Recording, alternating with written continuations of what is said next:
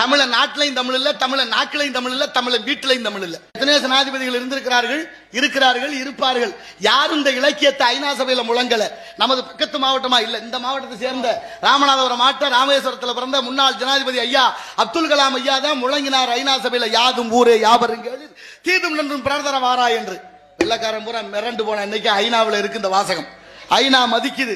America Niagara நீர் அருவி உள்ள நுழைகிற போது வச்சிருக்கேன் நல்வரவுன்னு தமிழ்ல, அவர்களும் மதிக்கிறார்கள். சப்பானிய பல்கலைக்கழகம் யாதும் ஊரே யாவருங்கள் என்ற வாசகத்தை 2 மொழியில் எழுதி வச்சிருக்கேன். ஒன்னு அவர்கள் மொழி, இன்னொன்று நமது மொழி, தாய்மொழி தமிழ்ல. அடுத்து செருசலேம் கிறிஸ்தவர்களுக்கு வந்த இடம். 10 கட்டளையை மொழிபெயர்த்து உலக மொழிகளை தேர்வு செய்ததில் முதல்வாக வந்து நின்றது நமது மொழி, தாய்மொழி. இன்றும் கல்வெட்டிருக்கு. அவ்வளவு உயர்ந்த மொழியான தமிழ் நம்ம பேசுறதுக்கும் பேர் வைக்கிறதுக்கும் தயங்குறோம். லண்டன் போங்க, நீ எந்த நாடு போனாலும் பசுமாடு அம்மானு தான் கத்துது. லண்டன் மாடுங்கிறதுக்காக மம்மினோ மதர்னோ கத்தல, ஆனா அம்மானு கத்தி பிடிச்சே. ஏன்னா லண்டன் மாட்டுக்கு தெரியுது தமிழ் மொழி அவ்வளவு உயர்ந்த மொழி என்று. லண்டன் மாடு தமிழை மதிக்குது. நம்ம தமிழ்நாட்டில் பல எரும மாடுகள் தமிழ்னு தமிழை தொலைச்சதுதான் மிச்சம். தமிழ நாட்டிலையும் தமிழ் இல்ல, தமிழ நாக்கிலையும் தமிழ் இல்ல, தமிழ வீட்டிலையும் தமிழ் இல்ல. நெல்லு, அரிசி, சோறு 3 வார்த்தை. நெல்லு அவிச்சு அரைச்செடுத்த அரிசி, ஆக்கி இறக்கினா சோறு. யாராவது சோறு போடுங்கன்னு கேக்குறமா? சோறு வேணுமான்னு கேக்குறீங்களா? இல்ல. ஆனாலும் பாருங்க, அத்தை, மாமா, தாத்தா, பாட்டி, அப்பா, அம்மான்னு அத்தனை சொல் இருக்கு தமிழ்ல.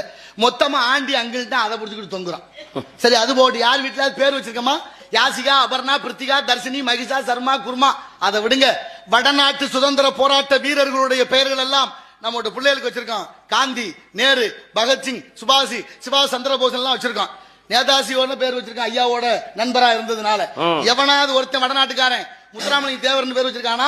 மருது பாண்டியர்கள் பேர் வச்சிருக்கானா? வேலு நாச்சியார்னு பேர் வச்சிருக்கானா? ஏன்? வந்தாரை வாழ வைக்கும் வந்தமிழ்நாடுன்னு சொல்லிட்டு வந்தவன் பூரா நம்ம பயன்படுத்திட்டோம்.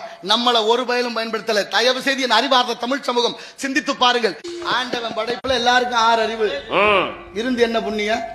எத்தனை பேருக்கு வேலை செய்யுது? சில பேருக்கு 5 அறிவான், சில பேருக்கு 4 அறிவான். அப்படிமா? நான் சொல்லல. மாவும் மக்களும் ஐயறிவினவை என்பது தொல்காப்பியம். கம்பரே பாடுறார் ராமாயணத்துல, மக்களும் விலங்கும் ஒண்ணுன்னு. விலங்கு மக்களும் ஒண்ணுன்னா எப்படி புரியுற மாதிரி சொல்றேன். சில வீட்டுல போய் கேட்டு பாருங்க, ஏமா உங்க வீட்டுக்காரங்க அது எங்க வச்சு அப்புறம் வரும் நாங்க தான் தெரியும் சொல்றாளா இல்லையா? இல்ல. ஆண்டவன் படைப்புல ஆடு, மாடு, அட்டை, அரணை, பாம்பு, பள்ளி, ஒட்டகம், ஓன அத்தனை இப்படி வளர வச்சான்.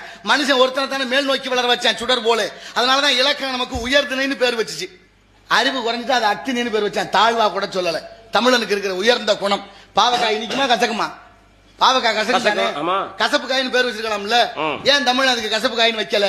பாகர் காயின்னு வச்சேன். பாகுன்னா இனிப்பு, அற்றதுனா இல்ல, இனிப்பு இல்லாத காயின்னு மறைமுகமா வச்சான். உயர்ந்த குணத்தை உடைய தமிழர்கள். ஆனா இன்னைக்கு இருக்கிற நிலைமை உலகத்துக்கு